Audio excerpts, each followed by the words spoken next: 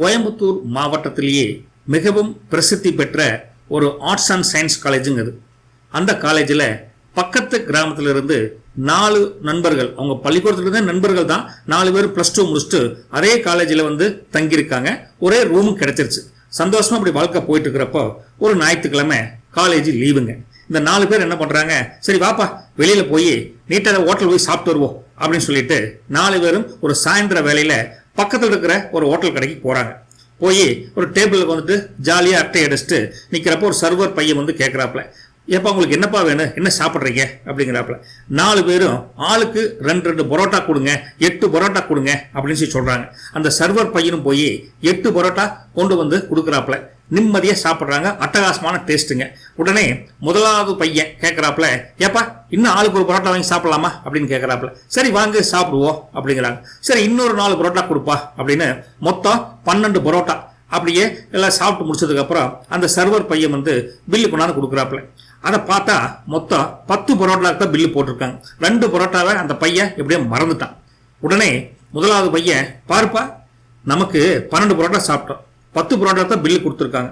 இப்படியெல்லாம் இந்த சர்வர் ஏமாத்தி பில் கொடுத்தா இந்த முதலாளி எப்படி பிழைப்பேன்? இந்த மாதிரி சர்வர் பசங்களே வர வர ஏமாத்துக்காரனா தான் இருக்கிறானுங்க. அதுக்காக அதிகமாக நம்ம டிப்ஸ் வேற எதிர்பார்ப்பானுங்க அப்படின்னு முதலாவது நண்பன் சொல்ல, இரண்டாவது நண்பன் அதையப்ப கஷ்டம், அதையப்ப கவலைப்படுறா நீ, அதனால நமக்கு தான் லாபம், நாம பில்லு என்ன வந்ததோ அதை மட்டும் கொடுத்துட்டு போலாம் அப்படிங்கிறாப்புல.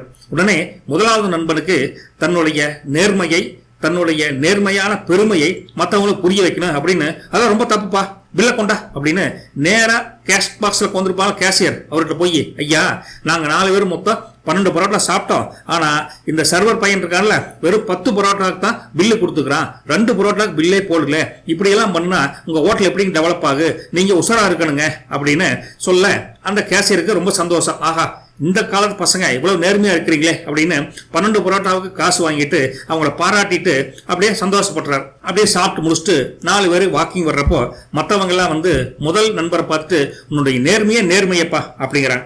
அப்போ திடீர்னு சார் ஒரு நிமிஷம், சார் ஒரு நிமிஷம் அப்படின்னு பின்னாடி யாரோ கூப்பிடுறாங்க. யாரா நம்மளை கூப்பிடுறது அப்படின்னு திரும்பி பார்த்தா அந்த ஹோட்டல்ல சர்வ் பண்ண அந்த பையன் நிக்கிறாப்புல. கிட்ட ஏப்பா எதுக்குப்பா இங்க நிக்கிறேன் அப்படின்னு கேட்டோன்னே, ஐயா தம்பிகளா நான் நிறைய பேருக்கு சப்ளை பண்ணிட்டு இருக்கேன் ஹோட்டல்ல, மொத்தமே 2 சப்ளையர் தான் இருக்கிறோம். நான் உங்களுக்கு பரோட்டா கொடுத்தேன், நான் பக்கத்து டேபிள் நினைச்சுக்கிட்டு தெரியாதனமா 2 பரோட்டா உங்களுக்கு பில் தப்பா போட்டேன். அப்ப நீங்க என்ன பண்ணிருக்கலாம், எங்கிட்ட 2 பரோட்டா கம்மியா இருக்குன்னு என்கிட்ட சொல்லியிருந்தா எனக்கு வேலை போயிருக்காது. இப்ப நான் என்னமோ ஹோட்டலை ஏமாத்தின மாதிரி எனக்கு ஹோட்டல் முதலாளி வேலையை விட்டு அனுப்பிச்சிட்டாரு, நானும் ஒரு காலேஜில் பார்ட் டைமா படிச்சுட்டு இருக்கிறேன் அப்படின்னு சொல்ல இந்த 4 பேருக்குமே சங்கடமா போயிருது. அப்போ 3வது நண்பன் சொன்னானாமா, ஏப்பா முதல் நண்பா உன்னுடைய நேர்மையை நீ நிரூபிக்கலாம், தப்பு இல்லை, ஆனா அந்த நேர்மையை பிறர் பெருமைப்படி அதை பெருமைப்பட்டு பார்க்கணும் அப்படின்னு நிரூபிக்க நினைச்சா பாத்தியா, அதுதான் தப்பு.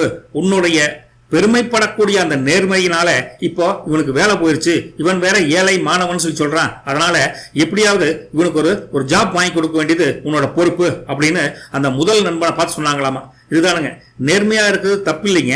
ஆனா நான் தான் உலகத்தில் நேர்மை அப்படின்னு மற்றவங்களுக்கு புரிய வைக்கணும் அப்படிங்கறதுக்காக நம்ம நேர்மையை நம்ம பெருமையா சொல்லணும்னு அவசியம் இல்லை.